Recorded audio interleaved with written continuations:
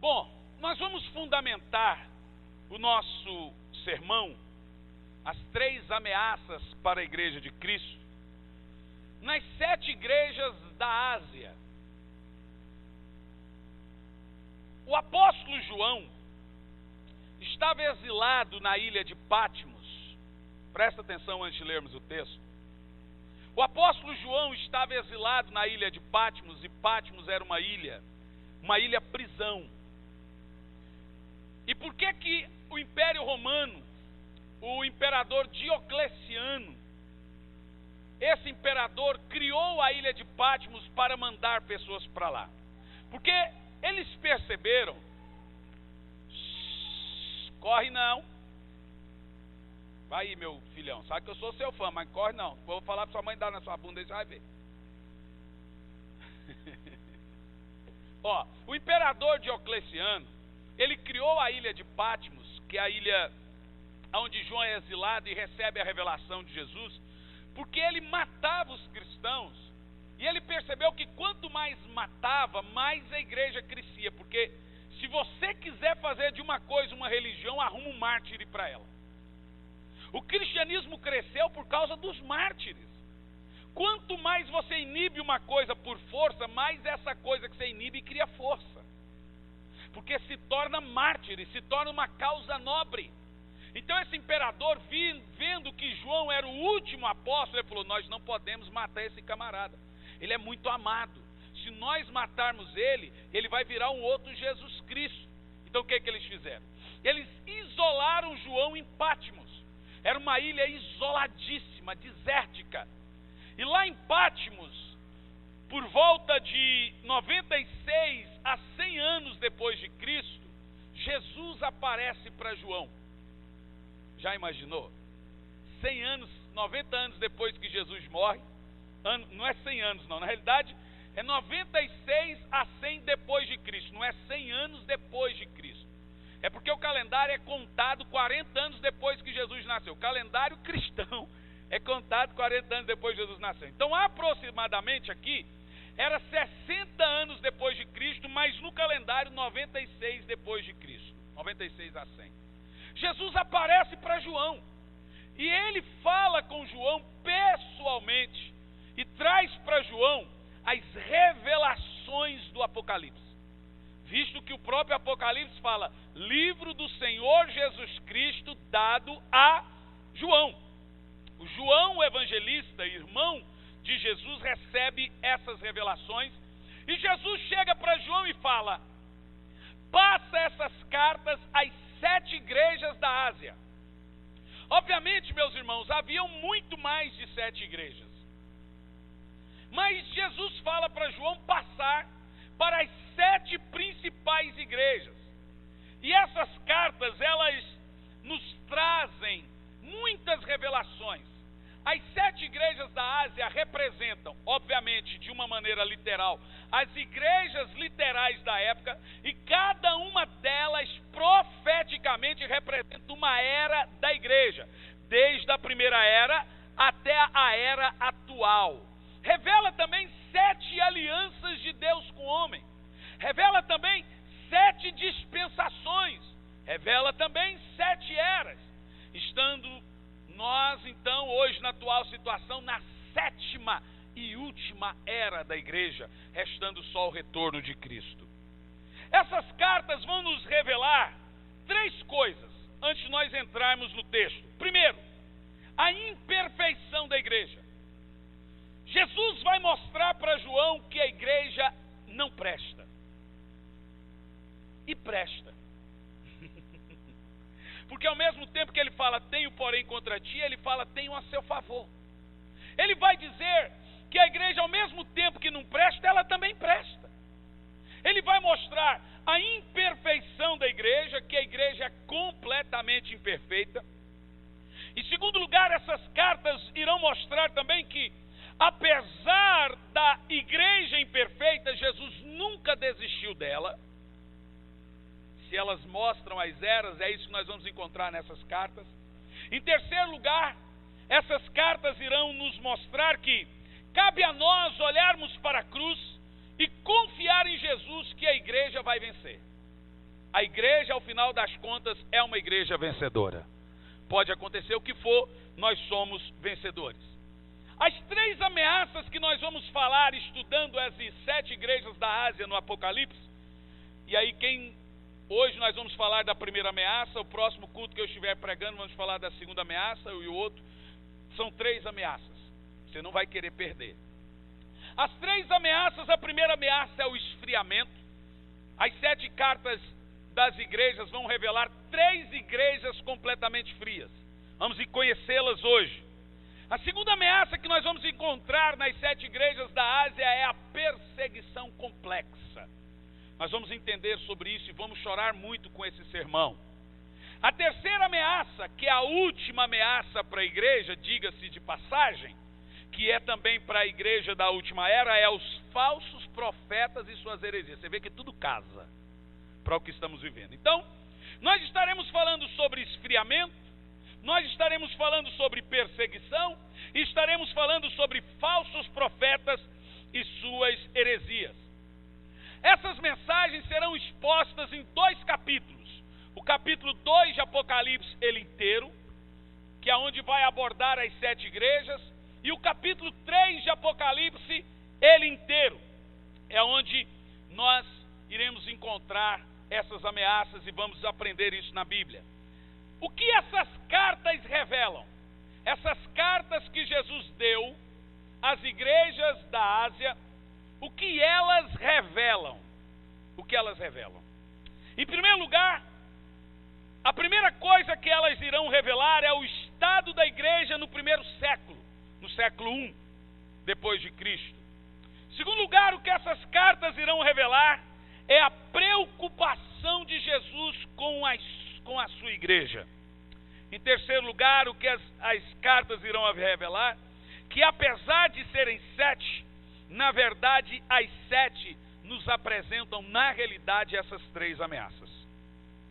A título de introdução, para nós entrarmos no capítulo 2, nós veremos esses 2 capítulos, o capítulo 2 e capítulo 3, aonde estão essas cartas. Vamos analisar aonde está inserido esse contexto das 7 igrejas dentro do contexto apocalíptico. Diga amém. Como eu já disse para os irmãos, João estava preso na ilha de Patmos, uma ilha que ficava a oeste da bacia do Mediterrâneo, e estava à altura de Éfeso, e funcionava como uma ilha-prisão. Quem João estava ali preso, e quem estava ali nunca mais saía. E ali João estava exilado por pregar o evangelho por volta do ano 96 a 100 anos depois de Cristo. A essa altura o Império Romano, por entender que o cristianismo era a maior ameaça para eles, persegue, mata, prende, e agora ele não quer transformar ninguém em mártir, então ele começa a exilar. Lembrando os irmãos que João foi aquele também que foi jogado num latão de óleo fervendo e não morreu. João foi o único apóstolo que não teve morte trágica. Eu não sei se é porque ele era o discípulo que Jesus mais amava, ou se era porque ele era irmão, ou se é porque ele era muito amoroso. João, para mim, é o top. Top. João e Paulo, para mim, quando eu chegar no céu, gosto de todos, mas do João, irmão, João arrebenta. João é... Você lê João falando, você fica em... Paulo e João são tremendos. Então, estando na ilha de Patmos, quem assistiu o filme O Filho de Deus? Irmão, o filme O Filho de Deus, que vem da série The Bible, irmão, vocês têm que assistir, pega na locadora. Conta exatamente essa história de Jesus aparecer para João, é a coisa mais linda. As 7 igrejas da Ásia representam as igrejas em como um todo, fala de seu tempo, no caso na sua época, mas também de uma mensagem para a igreja hoje, porque é uma mensagem para o futuro e uma mensagem para a época. Ou seja, as igrejas deveriam receber aquela mensagem e a igreja do final dos tempos deveria usar essa mesma mensagem. Sobre as 7 igrejas, preste atenção. Em primeiro lugar, 3 delas, das 7, estavam passando um problema de esfriamento espiritual. 3 das 7 igrejas estavam passando um problema de esfriamento espiritual. 3 estavam sendo perseguidas e 3 estavam sofrendo infiltrações de falsos profetas e sendo vítimas de heresias. Das 7 igrejas que Jesus fala, 3 estavam passando por um esgotamento espiritual, esfriamento, uma mornidão assustadora. 3 estavam sofrendo perseguição e 3 estavam sofrendo com falsos profetas e suas heresias. E é aqui que nós estamos com essas 3 ameaças contra a igreja de Cristo de modo geral. Estamos falando, irmãos, aqui nesse contexto de 50 anos apenas, 50 a 60 anos apenas depois que Jesus morreu. Perceba você que apenas 50 a 60 anos depois da morte de Jesus, você já encontra esfriamento. Você já encontra falso profeta e heresia infiltrado na igreja. Apenas 60 anos depois. É disso que nós estamos falando. Então essas igrejas estão aqui nos apresentando 3 graves problemas que você precisa ouvir para não ser pego de surpresa no final dos tempos. Como Jesus se apresenta a essas visões? Como ele se apresenta a João? Em primeiro lugar, quando Jesus aparece para João, ele se apresenta vestido de branco, glorificado, não é o Jesus surrado e sofredor. Então ele apresenta vestido de branco, com o rosto brilhante, com uma espada aguda que sai da sua boca, que no caso é a sua palavra. A Bíblia diz que ele se apresenta estando no meio dos 7 castiçais, que no caso nós vamos ler aqui, representa as 7 igrejas. Isso também mostra que Jesus está no meio da igreja, mesmo ela sendo fria, morna, pecadora, com heresia e falso profeta, ele está no meio. Independente do estado da igreja, ele está no meio, observando e atento. Em quarto lugar, ele se apresenta o seguinte: na sua mão tem 7 estrelas, que são os 7 pastores dessas igrejas. E ele também fala do perfil desses pastores. E cada uma dessas igrejas representam cada um de nós. Vamos à exposição do texto, Apocalipse 2, versículo 1. Vamos falar então sobre os 3 primeiros problemas. Do primeiro dos 3, que é o esfriamento na igreja do Senhor Jesus. Ao anjo da igreja em Éfeso escreve: assim declara aquele que tem as 7 estrelas na mão direita e anda no meio dos 7 castiçais de ouro. Já disse os irmãos que o castiçal é o quê? A igreja. 7 castiçais são 7 igrejas. E as 7 estrelas são os pastores. Segundo, versículo 2.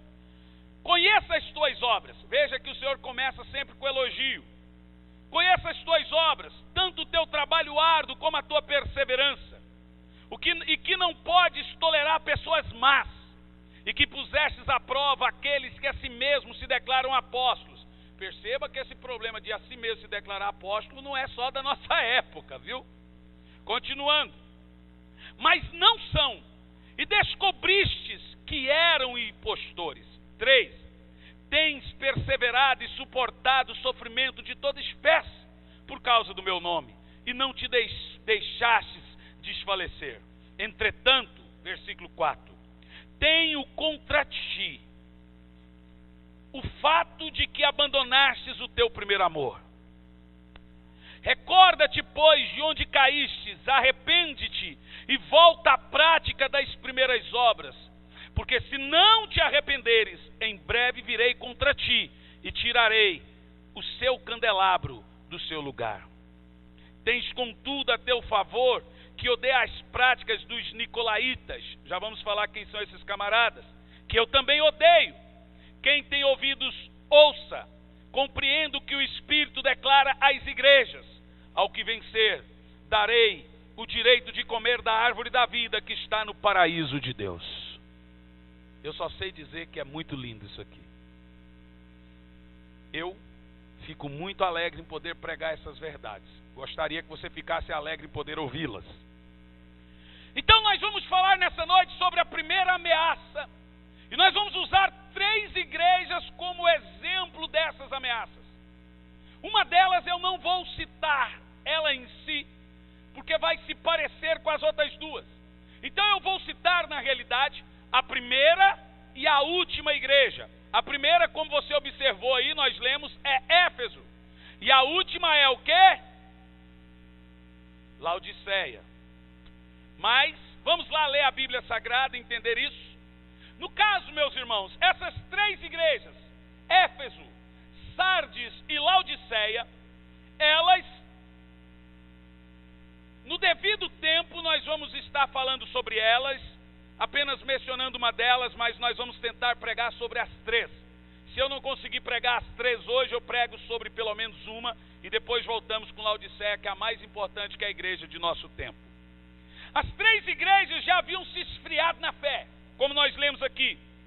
E o que me assusta quando eu comecei a estudar esse texto, que não havia nem 60 anos depois da morte de Cristo, depois que o cristianismo havia começado, e você já vê Jesus dizendo certas palavras de esfriamento na fé.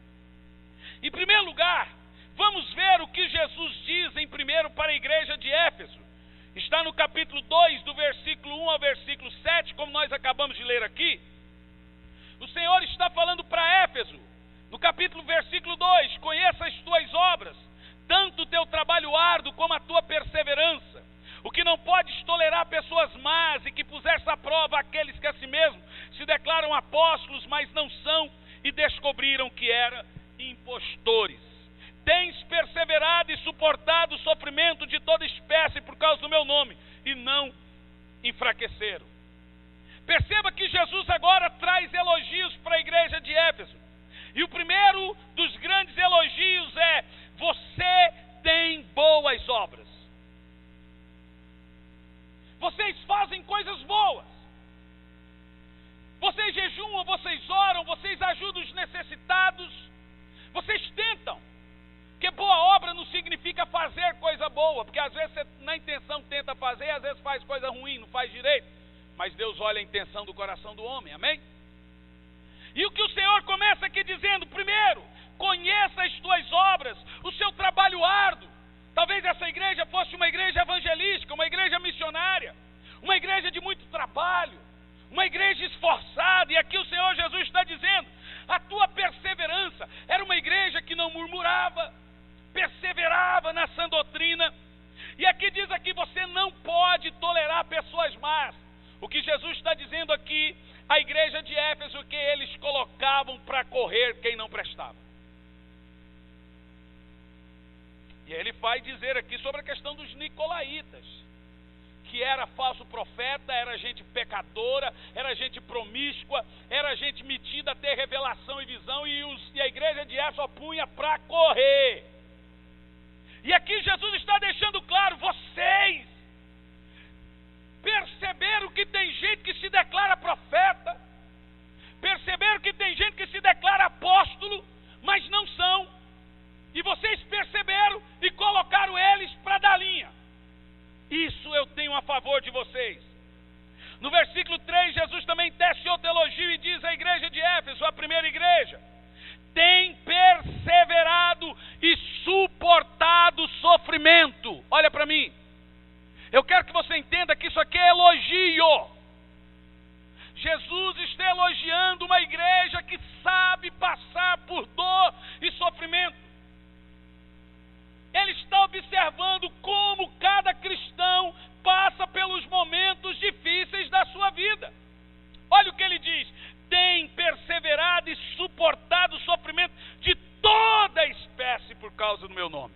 Então isso aqui era perseguição, eram cristãos que eram jogados para os leões. Para você ter uma ideia, um rei louco, doente, chamado Nero, escuta, um desses sofrimentos, perseguições, claro que nós vamos falar isso na segunda ameaça, que é da perseguição.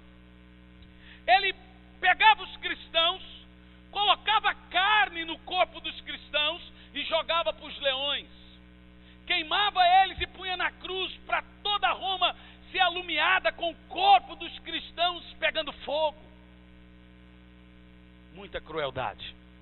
E aí a Bíblia diz, Jesus diz que essa igreja não desfaleceu vendo crianças jogadas numa bocarra só para o leão. Eles aguentaram todo tipo de sofrimento, todo tipo de perseguição.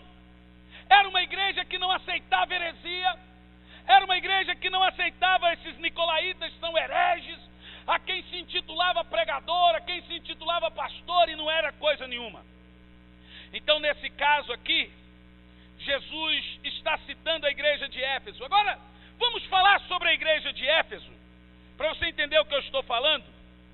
A igreja de Éfeso, olha para mim, foi fundada pelo apóstolo São Paulo e não pelo apóstolo João. Nós já vamos ver quando Paulo abriu a igreja de Éfeso. E o relato da fundação de Éfeso, vai lá no capítulo 19 de Atos. Você vai se emocionar aqui agora com isso aqui. Atos dos Apóstolos tem um relato da abertura da igreja de Éfeso, capítulo 19, quando Paulo abre a igreja de Éfeso e leva um avivamento. O maior avivamento do Novo Testamento foi na igreja de Éfeso. Atos de número 19, a partir do capítulo 12,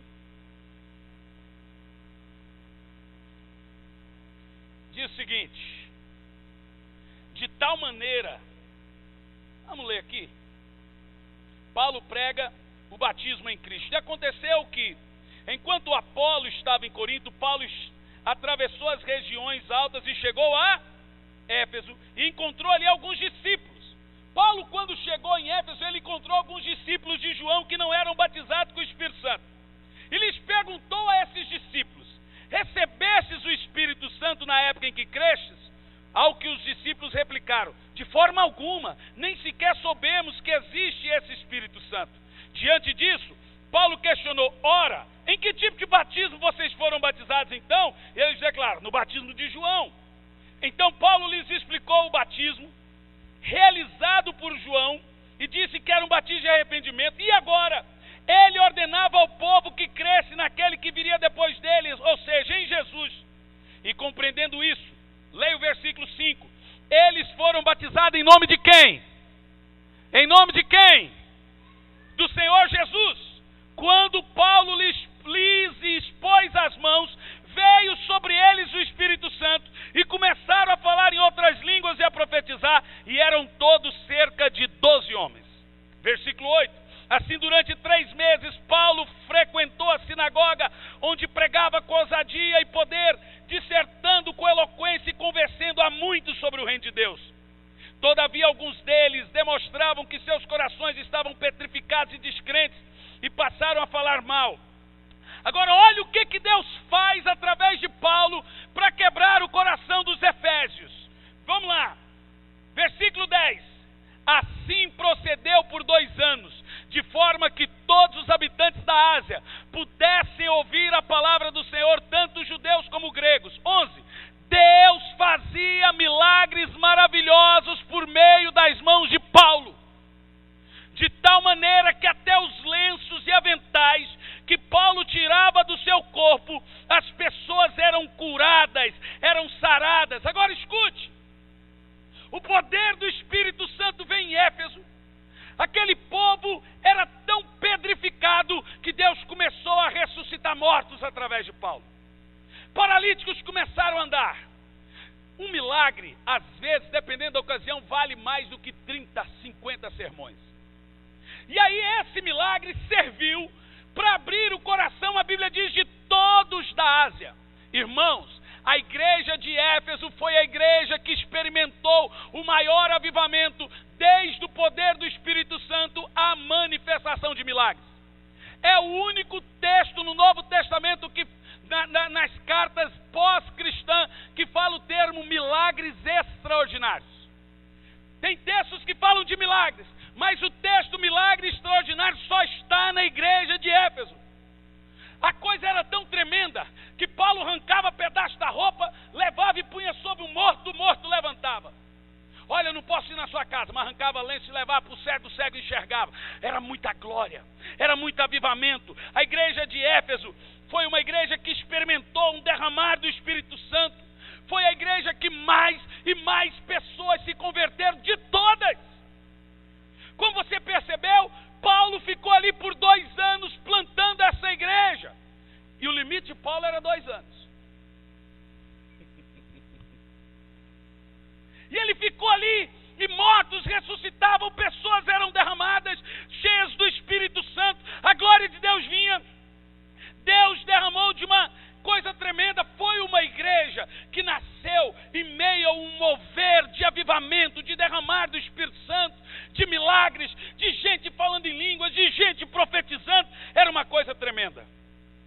6 anos depois, Paulo escreve a carta aos Efésios. Paulo sai, e agora Paulo escreve a carta aos Efésios. Olha o que Paulo tem que dizer para eles: enchei-vos do Espírito Santo. Perceba você que o motivo do esfriamento da igreja de Éfeso não foi falta de pregação, olha para mim, não foi falta de manifestação do Espírito Santo, não foi falta de milagre, não foi falta de exortamento do apóstolo São Paulo dizendo para eles serem cheios do Espírito Santo. A igreja de Éfeso se tornou uma igreja morta, apesar de terem visto milagres. E olha, quem abriu a igreja de Éfeso foi o próprio maior apóstolo do cristianismo, o apóstolo São Paulo. Ele ficou lá pessoalmente manifestando milagres e prodígios e maravilhas. Ou seja, a igreja de Éfeso não só nasceu de um grande avivamento, mas era constantemente lembrada que precisava se encher do Espírito Santo. Você entende? Se agora essa igreja está fria, não é por cuidado, por falta de pastoreamento ou falta de avisos. Nenhuma igreja experimentou tanto de Deus quanto a igreja de Éfeso. Todavia, 50 anos depois, Jesus escreve uma carta para os Efésios e diz: tenho, porém, contra ti. Isso é triste. Irmãos, eu estou falando de uma igreja cheia da unção. De uma igreja que o próprio apóstolo Paulo estava ali, ressuscitando mortos em nome de Jesus, curando, levantando paralíticos, e o Espírito Santo agia livremente.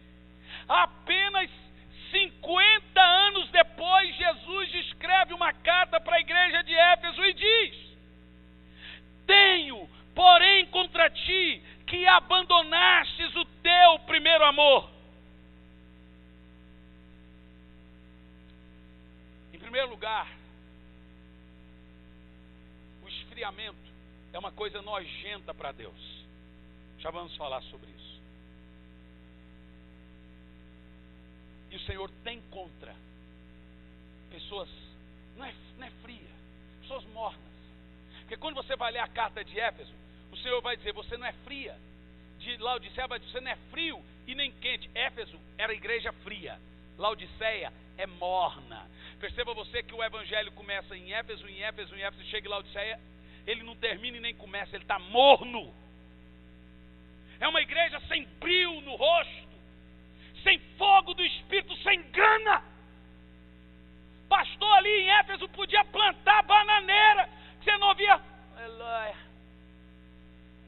glória, glória, glória, goi, goi, goia. Era uma coisa horrenda. Eu, no lugar desse, eu largava o microfone e largava os pés e ia embora. Como é que você faz e prega o evangelho numa igreja dessa? Igreja morta. E a igreja de Éfeso era semi-perfeita. Semi-perfeita. Porque você vê aqui nos elogios do Senhor em Apocalipse, o Senhor vai dizer que é uma igreja boa.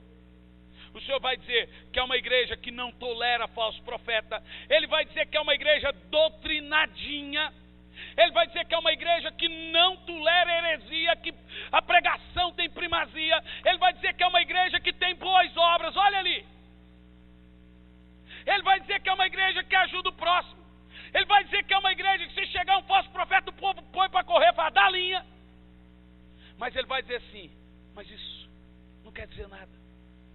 O que Jesus está dizendo para a igreja de Éfeso é o seguinte: você pode estar com Deus em doutrina e com o diabo em conduta. O que Jesus vai dizer para Éfeso é o seguinte: você pode ser batizado, você pode dar cesta básica, você pode ter uma doutrina boa e uma ética horrível, e mesmo assim eu ter algo contra você, porque você não tem gana, não tem paixão. O Senhor vai dizer para Éfeso: vocês me toleram. O cristianismo não é prazer, isso passou a ser um peso, passou a ser cansativo. Aquele negócio de alegrei-me quando me disseram vamos à casa do Senhor, não existia em Éfeso. Hora de culto, vá para a igreja. E hoje tem culto. Era assim assim que a igreja de Éfeso começou a viver. Eles acostumaram tanto com o sobrenatural, tanto com a manifestação do poder de Deus, que se tornou essa igreja. No versículo 1, primeiro Jesus diz: eu estou na igreja. Olha para mim o que eu estou dizendo, que isso é sério. Jesus está aqui, isso não é brincadeira não. No versículo 1 ele diz: ao anjo da igreja escreve e diz: aquele que está no meio da igreja. Eu estou dizendo para você que se você olha com seus olhos carnais, você não vê. Que se você olha com seus olhos nus, você não vê. Mas Jesus está aqui agora observando, atento, completamente atento dentro da igreja. Você presta atenção nesse contexto que se encontra aqui. No versículo 2 vem a mensagem para a igreja.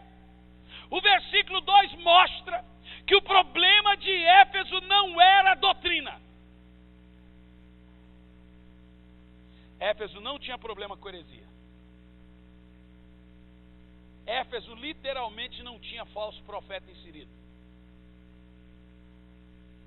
Não tinha problema com heresias. Não tinha falso profeta incluído. O problema da igreja de Éfeso, Jesus deixa claro, é uma ortodoxia morta. Então deixa eu te explicar. Escuta, paixão sem conhecimento é fanatismo. Qualquer igreja que fica só no mantra, como o pessoal gosta de dizer, chapando sem Bíblia, é fanática perante a Bíblia, que nós vamos encontrar isso aqui na Bíblia. E qualquer igreja que só fica letra, letra, letra, mata. Porque a Bíblia diz que a letra por si só mata, mas é o Espírito que dá vida. Igreja não pode ter só letra, só doutrina. Ela tem que ter gana.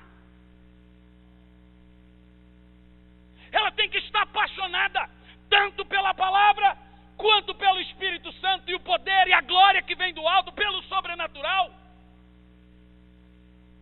A igreja tem que querer entrar num lugar, num nível que ela ainda não foi. Se ela não almeja isso, eu vou dizer, irmão, chega de ficar lendo livros de avivamento.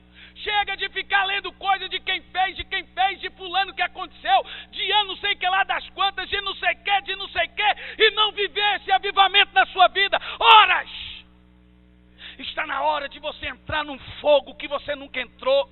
Está na hora de você experimentar um nível que você nunca experimentou. Eu não sei se vamos conseguir. Eu e Luciano em agosto vamos ficar 40 dias de jejum. Nós queremos entrar num nível que ainda não entramos. Sabe por quê? Porque eu e pastores sérios, homens de Deus, estamos completamente insatisfeitos. E você também deveria estar. Essa vidinha medíocre, religiosa, de vir à igreja, vai para casa, vai para o serviço, vem na igreja, faz alguma coisa, não é cristianismo. Quantas visões você já teve nos últimos tempos? Anjo já apareceu para você? Deus falou com você? Você já teve sonhos proféticos? Você já viu milagres sobrenaturais na sua casa, na sua família, na sua vida? É só Bíblia, só Bíblia, só Bíblia. Glória a Deus pela doutrina, mas doutrina sem paixão é ortodoxia morta. Não tem nada mais solene do que um velório. Entra num velório, você vai ver o que é uma boa ortodoxia. Coisa solene, organizada, respeitosa. Não tem nada mais solene do que um cemitério. John Wesley dizia: põe seu sermão no fogo, ou põe fogo no seu sermão. Nós precisamos encandecer. Nós precisamos arder, porque Jesus está no meio dos castiçais acesos. E ele tem náusea. E ele olha: tenho porém contra ti. E a palavra primeiro amor aqui está denotando que Jesus está com saudade da igreja de Éfeso apaixonada. O que Jesus está dizendo para a igreja de Éfeso é: eu me lembro das suas vigílias. Eu me lembro do seu tempo de oração. ia em lágrimas. Eu me lembro que você não só ajudava os necessitados, porque vocês não pararam de fazer. Diga-se de passagem, Jesus faz esse elogio. Jesus não está criticando, na realidade ele começa elogiando. Mas eu me lembro que além de vocês ajudarem os necessitados, além de vocês ajudarem os pobres, além de vocês não tolerar falsos mestres, além de vocês não tolerar heresia, além de vocês amar a exposição da palavra, vocês se apaixonavam por mim, vocês não me toleravam, vocês tinham fome, vocês tinham sede, vocês tinham desejo. E agora? Eu tenho contra vocês isso. Se vocês, o que Jesus está dizendo para Éfeso é o seguinte: se vocês não têm saudade de mim, eu tenho saudade de vocês. Se isso, o que Jesus está dizendo para Éfeso, se isso não mexe com você, isso mexe comigo. E o que Jesus está dizendo, você se lembra quando eu te visitava? E você se alegrava com a minha visita, agora está cansativo. Agora está cansativo. Hoje qualquer coisa a gente não vai cultuar o Senhor. E aí a gente põe culpa em filho, irmão, é o Espírito Santo que está falando, não é o pastor Hernan não. A gente põe culpa em mulher, põe culpa em marido, põe culpa em trabalho. E o dia que você ficar doente de verdade, você vai parar de usar a doença. Tem gente que realmente não pode e fica doente, mas eu estou falando, não vista o chapéu aquele que mente. Aquele que não mente não é para você. Deus som do coração e conhece para que ele está falando, amém? Porque tem gente que usa, tem gente que realmente sofre. Tem gente que não pode. Estou falando que tem lá o varicento em casa lá que nós vamos ter que mandar ser para ele. O Guilherme, o baterista. Mas tem gente, irmãos, que realmente... Você fala, irmão, o que está acontecendo? Pastor, porque não sei o que. Desculpa para tudo. Irmão, parece que a gente tem que implorar. Irmão, vai na igreja, irmão, pelo amor de Deus. Tadinho de Jesus, irmão, comparece no culto. Judiação de Jesus, irmão. Jesus está sofrendo judiação. Você acha que o pastor fala isso porque ele quer ver essa igreja lotada como está aqui? É bonito, irmão. Mas quem sai perdendo e não comer um bom alimento é você que não vai ter gosto na boca. Já viu aquele ditado que para comer a gente não insiste muito? Jesus está falando para Éfeso: eu estou com saudade de vocês.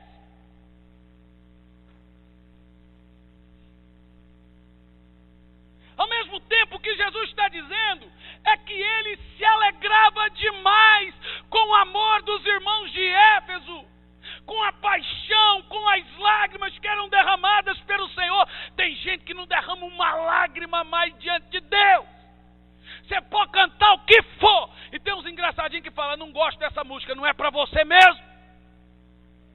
Está falando. O certo é falar, fala comigo, Deus. Não gosto de quem canta, não gosto de quem prega, como se o culto fosse para ele. É uma igreja tudo perfeito, mas não é uma igreja apaixonada. E aí, diga-se de passagem, eu quero fazer uma aplicação. Nós temos, irmãos, como igreja, prezado pela doutrina. Os irmãos sabem disso. Que nós pregamos Bíblia. Mas eu estou com medo que nossa igreja possa se tornar uma igreja de Éfeso. Não de Laodiceia, que não respeitava nem doutrina, porque Laodiceia é a pior. Ela é morta, ela não tem doutrina e não tem paixão também. Nós vamos falar dela depois. Mas a igreja de Éfeso tinha tudo. Mas não tinha paixão, não tinha gana. Você via a frieza, uma solenidade mórbida. Você não vê as pessoas apaixonadas por algo além. Se acomodaram com coisas tão simples. Eu vou ser sincero com você. Eu, pessoalmente, para mim não está bom. Estou falando eu e Deus. Eu sou eternamente insatisfeito. E quando eu vejo que a coisa começa a entrar num banho-maria, aí irmão, eu vou pro trono. Eu vou pro trono, porque começa com banho-maria, vem para a frieza, e da frieza vem o mundanismo, do mundanismo vai para o inferno. Toda igreja fria entra mundanismo nela, porque ela não tem poder e discernimento para expelir os demônios. Você entende o que eu estou pregando? Então, uma coisa interessante em Jesus aqui, que Jesus sabe ver as coisas boas em uma igreja. Então eu não concordo com o pregador. Se Jesus falou para as 7 igrejas, e das 7 igrejas ele viu coisa boa, eu não concordo com o pregador que só fica batendo na igreja, só vê coisa ruim. Tudo presta. Então hoje em dia se baseia a mensagem naquilo que não presta. Você pega uma mensagem, tudo que não presta na igreja você pega. Irmão, para mostrar defeito qualquer um faz.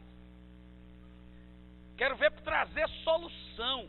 Jesus vem para Éfeso e ele traz para Éfeso, ele aponta para Éfeso os defeitos, ele mostra as coisas boas de Éfeso, mas ele promete e chama Éfeso ao arrependimento. Então as coisas boas de Éfeso conheça as tuas boas obras, teu trabalho, tua perseverança, tua ortodoxia. Ortodoxia é teologicamente correto, doutrinariamente perfeito, não te heresia. O problema é que uma igreja pode fazer tudo isso e ainda assim, olha para mim, não amar a Deus de todo o coração. É aí que dói. Você sabe qual é o problema de uma igreja ser doutrinariamente perfeita, teologicamente perfeita? É que ela começa a se achar demais, se vangloriar da doutrina, se vangloriar da teologia. Não, o meu pastor prega só Bíblia. O meu pastor só prega a Bíblia. E ele começa a se orgulhar do orgulho. Se orgulhar disso. E mesmo tendo tudo isso perfeito, ajudando o necessitado, ajudando o pobre, ajudando a própria igreja, tendo uma doutrina boa, não ouvindo herege, não ouvindo falso profeta, podemos mesmo assim não amar a Deus de todo o coração. E amar a Deus de todo o coração se consiste no que Jesus falou para Éfeso. Primeiro amor. Agora deixa eu perguntar para os irmãos. Você se lembra dos sentimentos que você tinha nos primeiros anos da sua conversão? Quem se lembra? Você se lembra dos sentimentos que você tinha dos primeiros anos depois que você foi batizado com o Espírito Santo? Quem se lembra? Você se lembra do sentimento que você tem quando você recebe uma visita do Espírito Santo fora do comum? Quem se lembra? Você se lembra de tudo que você fazia nos primeiros anos disso? Quem se lembra? Você sabe qual é o nome desse sentimento? Primeiro amor. É isso que Jesus chama de primeiro amor. A maneira com que você responde a Ele. O questionamento do Senhor aqui para a igreja é, olha para mim, como estamos respondendo ao Senhor quando Ele quer falar, quando Ele quer agir, quando Ele quer manifestar, quando Ele quer revelar? Por exemplo, uma igreja igual a nossa, 2 cultos por semana, você tem quase que insistir. Tem irmãos aqui que só aparecem na igreja uma vez por mês. Agora deixa eu te falar uma coisa, vamos fazer um cálculo. Olha para mim. Quantos dias tem no mês? Basicamente 30. Se você vier na igreja só domingo, quantos dias da semana você deu a Deus? 4 nada, porque você deu só 2 horas e pouco. Então não soma, os 4 não somam um dia. Você deu a Deus em 30 dias, no máximo, quantas horas? 8 não. Vamos contar mais de 8, vamos contar 12 horas. Vamos contar 12 com os extras dos cultos. Agora pense você, olha para mim. 30 dias para mamon, para mim. Mamon é dinheiro, é riqueza. Para trabalho, para mim, para minha família. Mamon não é demônio não, viu gente? Não vai falar mamon é o diabo, não tem nesse ideia de diabo. Mamon é riqueza. 30 dias para trabalho, 30 dias para família, 30 dias para viajar, 30 dias. Desses 30, você tirou só 12 horas para Deus, menos 1 dia e meio. 1 dia, meio-dia. Meio-dia. E aí você quer que Jesus toque a trombeta e você suba fervoroso para o céu? Você está pensando na seriedade do que eu estou falando? Irmão, as igrejas antes compareciam no templo todo dia na hora nona, era 3 horas da tarde. As igrejas antigamente, eu antigamente é estranho porque eu sou novinho. Mas as igrejas do tempo do Toninho, do pastor Moisés, do Antônio, do Chico, do Evandro, essas igrejas aí do tempo desses irmãos idosos assim da igreja, é brincadeira. É culto todo dia e o povo sentava naquele banco que você levantava e ia desfiando a calça de brim, tudinho assim, ó. E o povo chegava lá cantando hino de louvor a Deus. Eu não estou dando uma de saudosista aqui. Olha, o meu pai, minha mãe também é aquela que tinha calo no joelho. A minha avó tinha calo no joelho, tem até hoje. O que eu estou dizendo, irmão, não estou aqui. Jamais nós vamos colocar culto todo dia na igreja, porque os tempos mudaram. Mas o que eu estou me referindo é a paixão. É aquele negócio de dizer, alegrei-me. O camarada passa o dia inteiro ouvindo Faustão, assistindo televisão, e vem para o culto e quer que Deus fale com ele em 2 horas. O dia inteiro com o diabo, ouvindo só asneira na televisão, e chega na igreja e fala, não senti nada. Não vai mesmo. Tem que fumar muito baseado para sentir alguma coisa desse jeito. Você acha que você vai passar, irmão? Ouça a palavra do Senhor nessa noite. Recebe no seu coração isso e receba com amor. Você acha que durante 1 mês eu vou dar 12 horas para o Senhor e Ele ainda é obrigado a falar comigo e me encher e eu me sair daqui cheio do poder de Deus? Sem chance, não tem como. Olha para mim. Tudo que você quer, que você ama, você dedica tempo, dinheiro e atenção. Tudo que é importante é dedicado a amor, dinheiro e atenção. Ai, pastor, mas eu tenho minha casa que eu faço isso. Não faz. Se o camarada não vem na igreja, não faz na igreja, eu quero ver fazer em casa. O senhor está me julgando. Estou sendo profeta, não julgando. Porque eu, como pastor, tenho que cuidar para desligar videogame, para desligar televisão, para desligar filme, para não ficar indo muito no cinema, porque tem que orar, ler a Bíblia. E eu sou profeta do Senhor. Imagina quem chega, eu não tenho essa responsabilidade. Que tipo de ovelha somos nós? O mundo todo dedica tempo, dinheiro, amor ao seu Deus. O cristianismo é morto.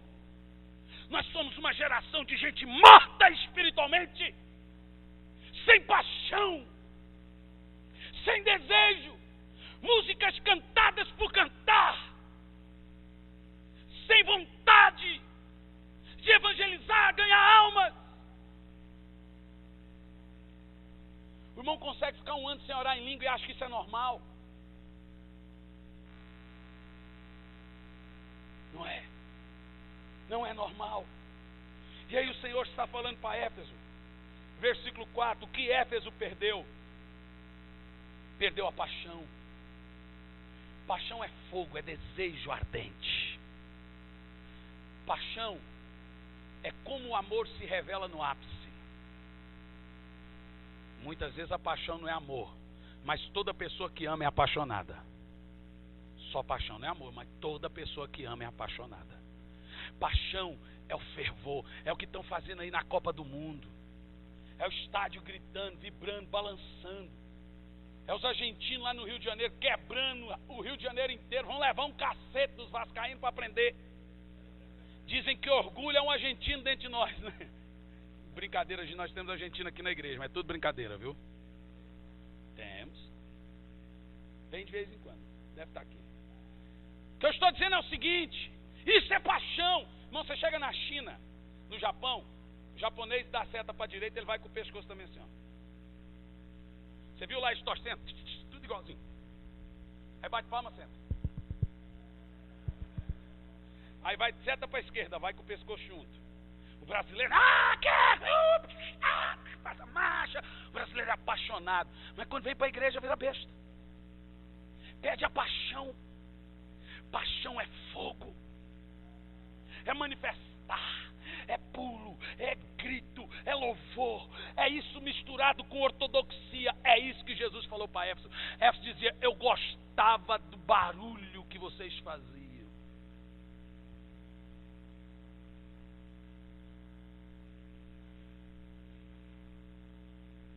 A igreja de Éfeso começou a tratar as coisas boas como rotina. Começou a tratar boas mensagens como rotina. Mas você sabia que tem gente que vai lá para casa para ficar horas só estudando Bíblia comigo? São de pastores, de amigos.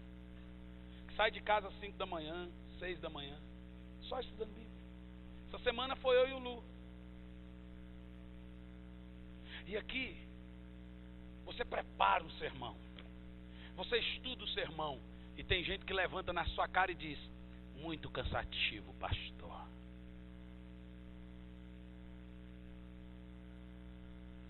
Mas esse não é um problema da nossa comunidade. Esse é o problema da igreja de modo geral. A Bíblia diz que nos últimos dias teriam coceira nos ouvidos, não suportando ouvir pregações verdadeiras, que são chamadas de sã doutrina.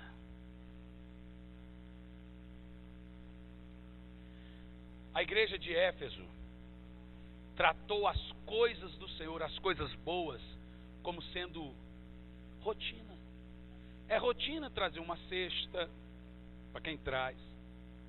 É rotina pregar. O pastor vai pregar um sermão expositivo. Claro, né?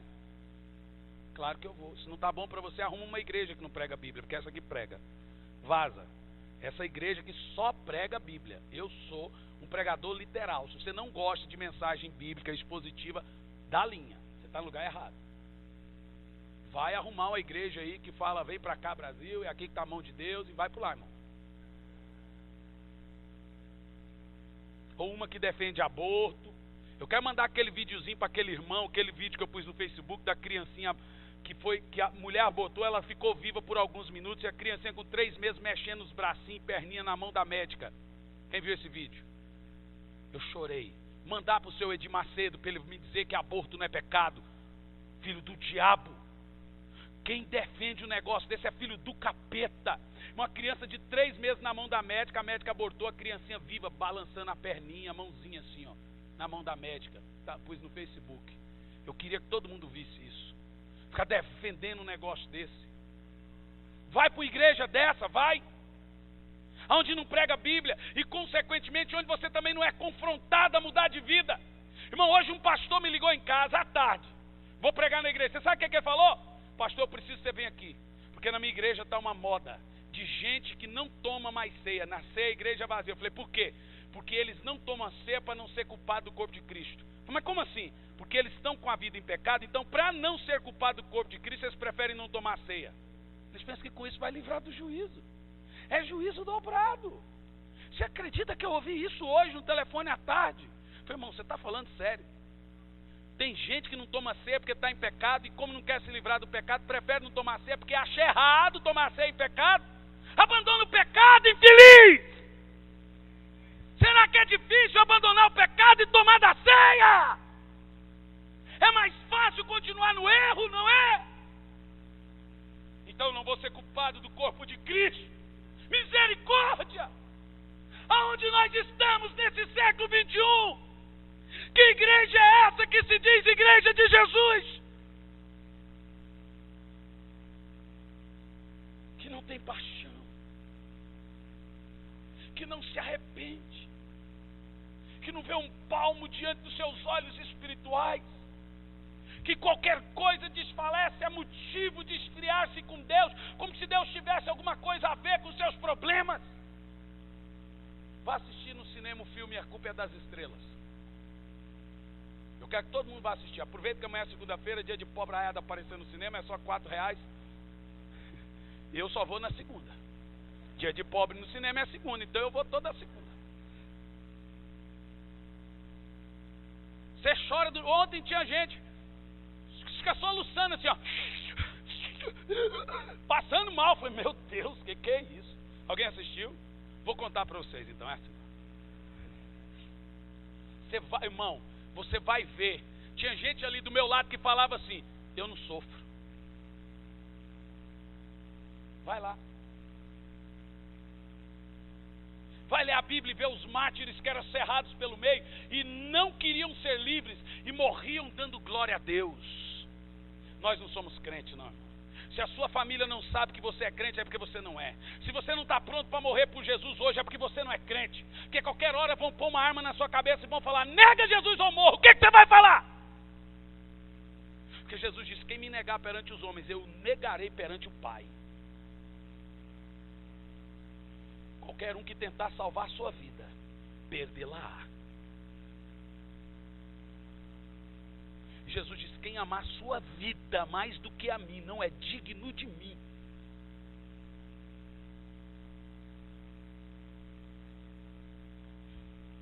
A igreja de Éfeso fez do cristianismo algo mecânico. É hora de levantar a mão. Levantar a mão, é hora de abaixar a mão, abaixa a mão. É hora de dizer glória a Deus, glória a Deus. O pastor agora deu um grito, é hora de dizer aleluia e bater palma. Mecânico. Mecânico. Irmão, questione agora o seu amor. O que você sente por servir ao Senhor? Como tem ardido isso no seu coração? Fala para mim. O que eu, Hernani, sinto? Eu tenho meu quartinho lá em casa que vira e mexe. Eu vou passando. É como se eu olhasse o meu quarto de oração. Ei, vem cá. Estou com saudade.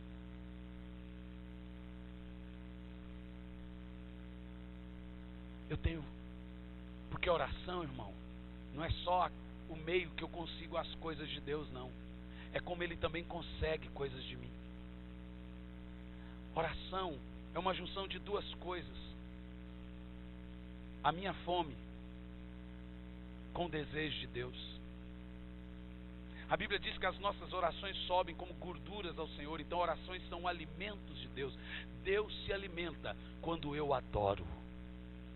Escuta o que eu estou dizendo que você não entendeu. Deus come quando eu adoro. Será que Ele está passando fome? Deixa eu te falar uma coisa, olha para mim. O que eu vou falar é sério. Se nós tratássemos a nossa vida pessoal como tratamos a vida espiritual, estaríamos mendigando. Eu vou dizer de novo.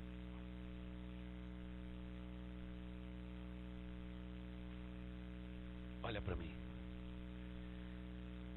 Eu vou dizer de novo, grava isso. Se tratássemos, escuta, a nossa vida pessoal, financeira, profissional, como tratamos a nossa vida espiritual, estaríamos passando fome. Você entendeu o que eu disse? Estaríamos na sarjeta. Agora eu te pergunto, quem é que está passando fome hoje? É a vida pessoal ou a vida espiritual? Você acha realmente que orar só quando sai de casa, ou orar só quando chega em casa, ou quando vai dormir, isso é adoração? Ou quando você vai orar, você fala com Deus ou fala de você para Deus? Porque a igreja de Éfeso, primeiro, no versículo 4, perdeu a paixão. Ela tratava as coisas boas como rotina. Ela fez do cristianismo algo mecânico. Eu quero aplicar para você isso. O cristianismo não pode virar rotina, irmãos. O cristianismo não pode virar só estudos.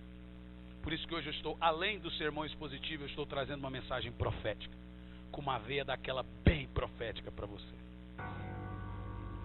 O cristianismo não pode virar só intelectualidade, cabeção teológico. O cristianismo tem que ter tudo isso: vida, paixão, fervor, expectativa, ensino, doutrina. Jesus não quer alguma coisa de você. Olha para mim. Jesus não quer muito de você. Ele quer tudo. E eu vou dizer uma coisa: ou Jesus tem tudo de você, ou Ele não tem nada. Porque com Deus é assim: se Deus não tiver tudo, Ele não tem nada. Você não pode se doar mais ou menos para Deus. Deus não quer que você deixe sua família passar fome por causa dele. Deus não quer que você deixe de trabalhar por causa dele. Deus quer que você seja tão apaixonado quanto, no mínimo. No mínimo. O nome disso é intensidade. Deus quer uma igreja arrependida, uma igreja intensa.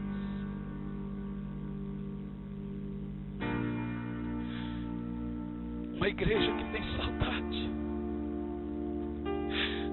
igreja que tem vontade, que os olhos aquecem quando fala dele.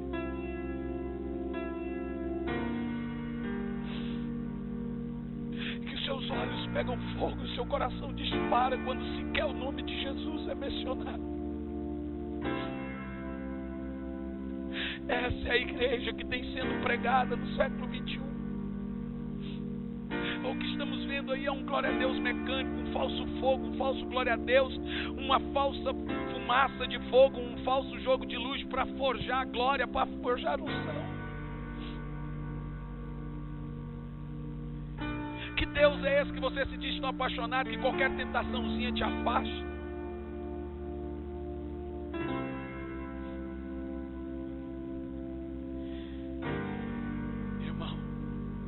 Você não pode ligar o automático para Deus.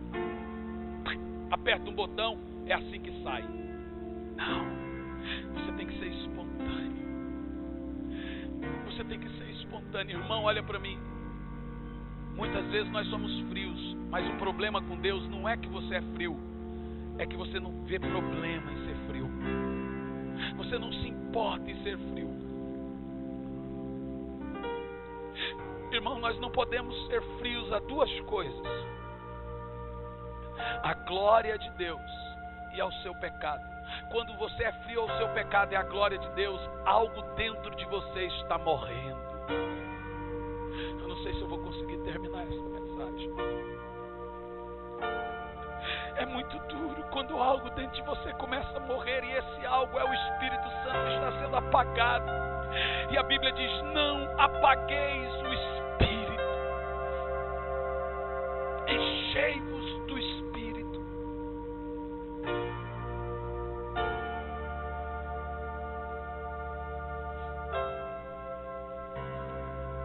O que fazer? Versículo 5. O que devemos fazer? Primeiro, o Senhor chega lá a Éfeso, e ele diz assim para Éfeso, no versículo 5: o que fazer? Recorda-te, pois, de onde caístes. Veja como a mensagem de arrependimento é a principal. Arrepende-te e volta às primeiras obras. Em primeiro lugar, o que nós devemos fazer, o que o Senhor fala para a igreja de Éfeso: lembra de onde você caiu. O que Jesus está dizendo é: você precisa, olha para mim, fazer um mapeamento da sua frieza. O que te esfriou em Deus? E ele está falando: vai lá atrás, se lembra de onde você caiu. Lembra-te o que fez você retroceder. Quando aconteceu a queda? O Senhor está dizendo para Éfeso: quando vocês deixaram de amar o Senhor de todo o coração. E agora ele diz para Éfeso, depois disso, ela teria que voltar atrás, retroceder. Isso fala de fazer um inventário da sua vida espiritual. Olha para mim, escuta o que eu estou dizendo. Fazer um inventário da sua vida espiritual.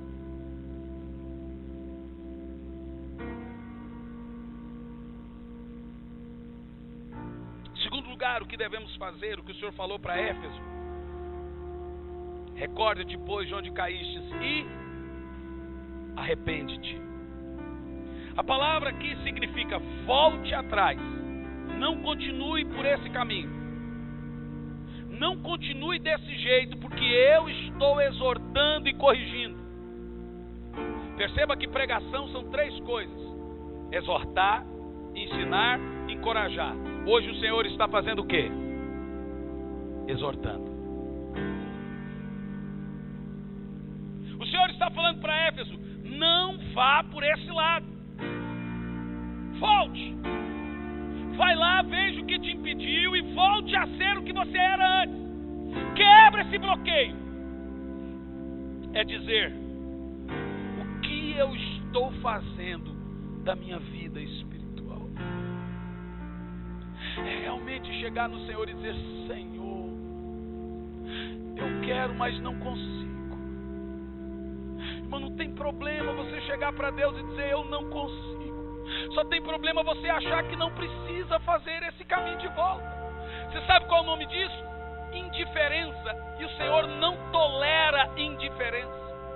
Você não pode achar simples e comum ser essa pessoa fria.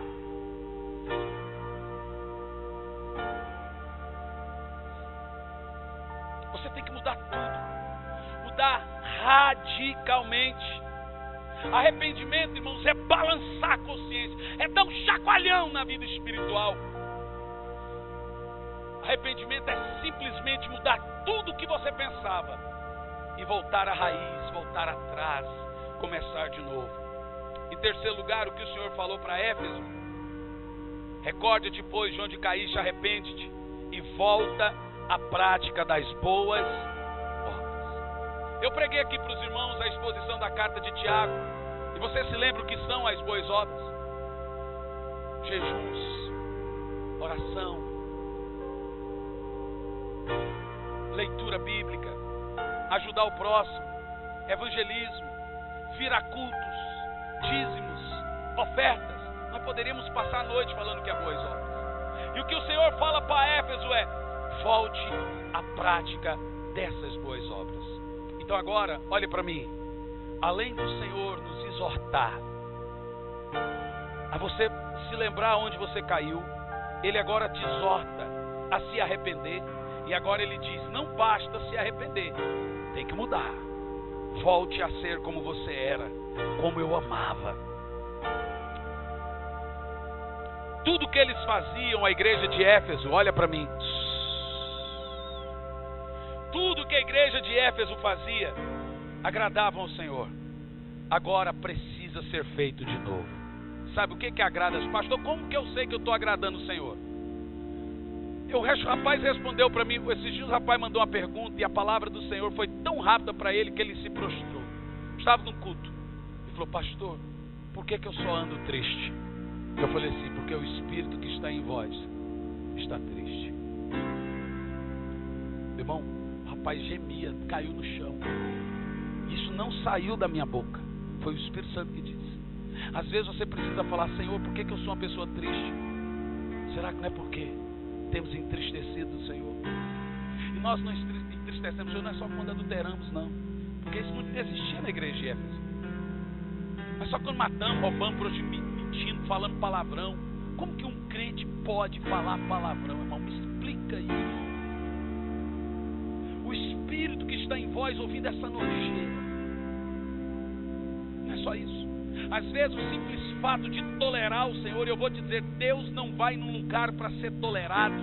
Deus vai num lugar para ser adorado, irmão. Não venha tomar da ceia só com medo, porque ceia é o melhor e o culto mais importante da igreja. Venha porque é importante.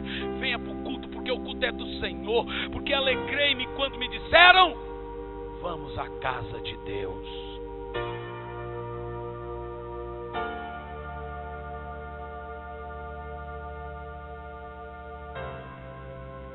Muitos podem dizer: eu não consigo ser como Deus quer que um dia eu fui.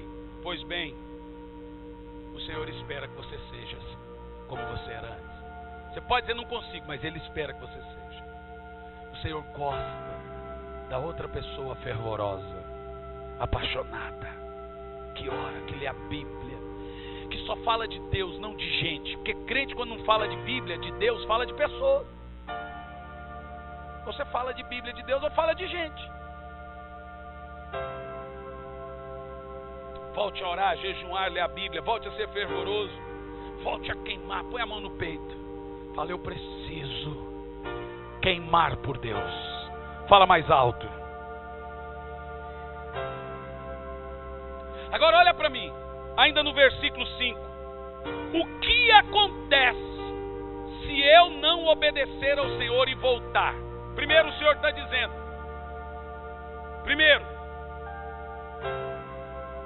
volte a ser como era antes.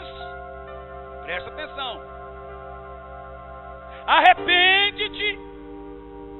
Observa o que impediu você de ser fervoroso e volta atrás. Ele está dizendo, dando conselho. Eu posso falar, não vou voltar a ser como era antes, olha para mim. A mensagem pode entrar aqui e fazer aqui e não mexer nada comigo.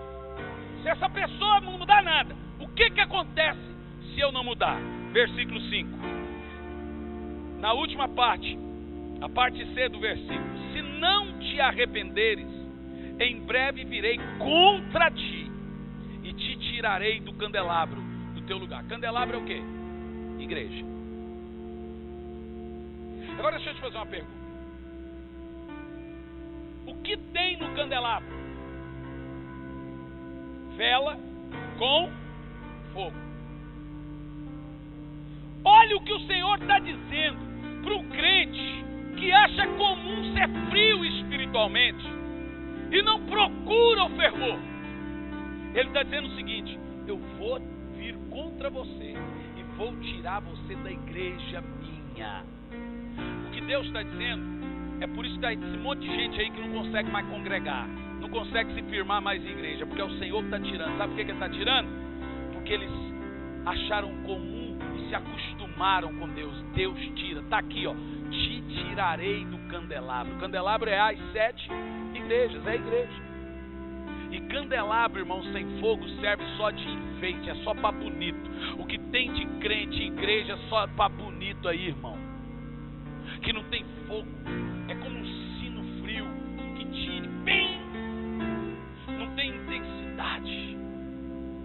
E o Senhor está dizendo: se você não se arrepender, não voltar a orar, jejuar, a me adorar, não entender que essa mensagem vem do alto, eu vou tirar você do meu meio.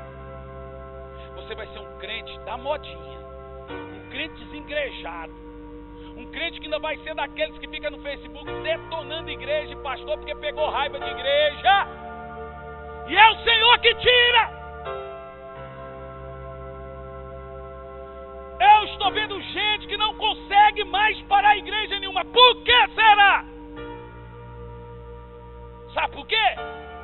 Porque o Senhor veio, o Senhor alertou, o Senhor falou: arrepende-te, apaixone-se por mim mais uma vez, apaixone-se de novo pelo Senhor, comece de novo, apaixone-se, volte a orar em línguas escandalosamente, volte a chorar, volte a ser fervoroso, volte a ajudar o próximo, mesmo que o próximo te decepcionou. O que você faz é a mim. Apaixone-se de novo, senão, diz o Senhor, eu virei contra ti e tirarei o teu candelabro do lugar, do seu lugar. O lugar do seu candelabro, a sua vela, é na igreja. E o Senhor está dizendo: vou tirar isso, vou tirar você do meu povo. E aí, sabe o que acontece lá em Laodiceia? Nós vamos pregar a próxima mensagem sobre Laodiceia. O Senhor cumpre a promessa: vou vomitar-te da minha boca. Tirou, cumpriu a promessa. Você sabe por que vai vir grande tribulação? Porque lá no Monte Zerezinho o Senhor prometeu: arrepende-te, volte para mim, senão eu trarei sobre ti essas maldições. Israel não se arrependeu, agora vai vir a maldição. O Senhor não volta atrás na sua palavra. Eu não estou aqui pregando para você sair assustado, eu estou pregando para você se arrepender. Se arrepender da sua mornidão, da sua frieza, e a se apaixonar pelo Senhor de novo. Mas com lágrimas, mas com paixão, mas com amor que só você tinha. No final do versículo 5 ele diz: vou remover o seu candeeiro, a sua vela, o seu fogo. Ele está prometendo tirar de você o Espírito Santo. Meu Deus, diga misericórdia. Diz de novo: misericórdia. O que o Senhor está dizendo aqui é que se você não se arrepender e se apaixonar pelo Senhor de novo, você não merece o Espírito dele. Irmão, uma pessoa que não tem paixão pelo Espírito Santo não pode ter o Espírito Santo. Você viveria com uma pessoa que não te ama? Não é duro? O que Davi disse torna-me a dar a alegria da salvação e me retém com o espírito voluntário. E não tires de mim o teu Espírito Santo. O que é que Davi está dizendo? Eu estou no automático. Davi está dizendo o seguinte: eu virei um religioso, eu não adoro a Deus mais voluntariamente, por amor, por paixão. Então eu tenho agora essa vontade, eu quero ser voluntário na adoração, eu estou aqui porque eu quero. Porque senão, Davi disse, por favor, não retire o Espírito Santo. É aqui que está em Apocalipse. Se você não tiver um espírito voluntário, de paixão, de intensidade, o Senhor vai retirar o Espírito Santo dentro de você. Lembra da mensagem que eu preguei, o riso escondido de Deus, abandonados por Deus? E aí você entrega a você mesmo. Sabe por quê? Porque você sempre foi indiferente ao Senhor. Não cheira, nem fede. Isso fala de igreja sem o Espírito Santo. Muita doutrina, mas sem nada de poder. Em muitas igrejas o Espírito Santo, o fogo foi retirado há muito tempo, porque não voltaram atrás. Irmão, o clamor mais triste da Bíblia está no capítulo 3. Se eu não me engano é para a igreja de Esmirna ou de Pérgamo. 3:20.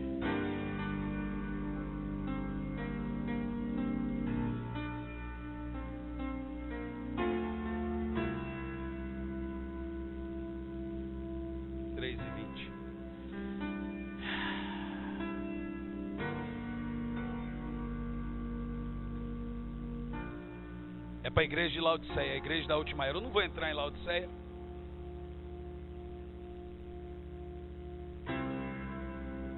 Três e 20. Perceba você, nós vamos pregar Laodiceia depois. E Laodiceia é a pior igreja. Eu preguei Éfeso e ela não se retrata a nossa igreja. Éfeso é a cara da nossa igreja. Quando eu falo nossa, eu falo a igreja global. Se essa mensagem é triste, imagine a da igreja dessa era, que é de Laodiceia. Olha o que o Senhor fala para Laodiceia. 3:20 de Apocalipse. Eis que estou à porta e bato.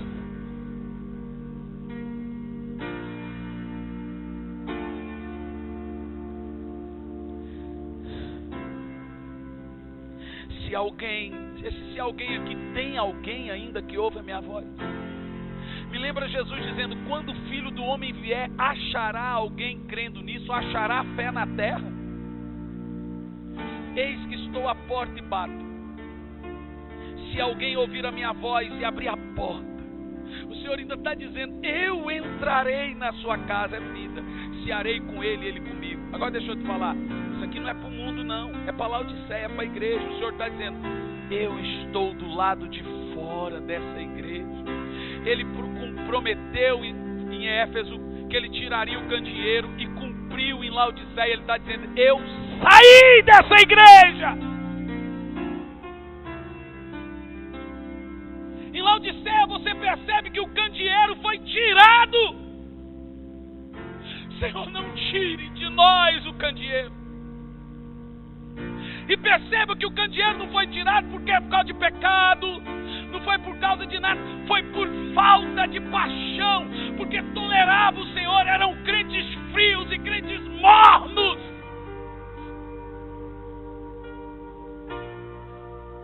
Irmão, eu não sei se eu viveria sem o Espírito Santo.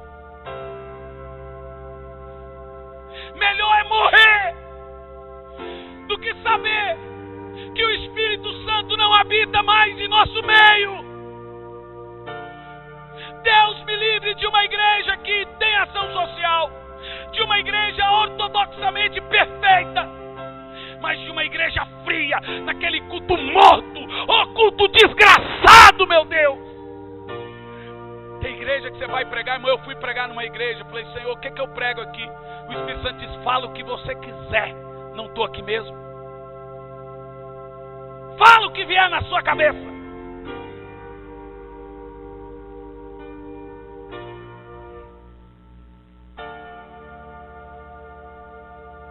Ele promete em Éfeso e cumpre em Laodiceia na nossa igreja global. O que esse povo está chamando de Espírito Santo aí é movimento religioso. Grito não é Espírito Santo.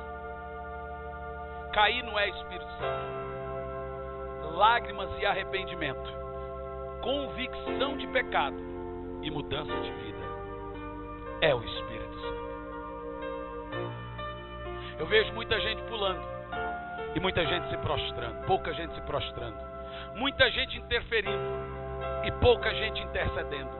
David Wilkerson, antes de morrer, disse: os jovens e a igreja hoje precisam de músicas que os fazem se prostrar, não músicas que os fazem pular.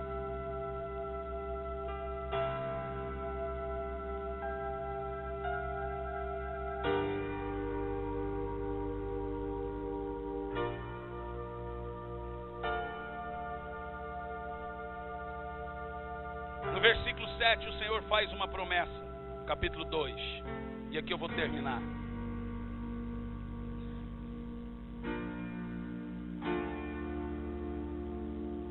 Olha, o Senhor é lindo, né?